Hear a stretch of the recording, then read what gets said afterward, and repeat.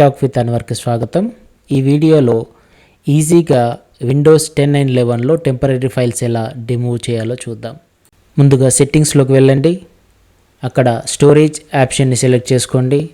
ఎప్పుడైతే storage select చేసుకుంటారో ఏ లొకేషన్స్లో ఎంత ఫైల్స్ ఆక్యుపై ఉందో ఒకసారి క్యాలిక్యులేట్ చేస్తుంది. అందులో మనకు టెంపరరీ ఫైల్స్ అనేటువంటి ఆప్షన్ని సెలెక్ట్ చేసుకుంటే సరిపోతుంది. టెంపరరీ ఫైల్స్ ఎక్కడెక్కడ ఏ లొకేషన్లో స్టోర్ అయి ఉన్నాయో అవన్నీ కూడా కనిపిస్తాయి.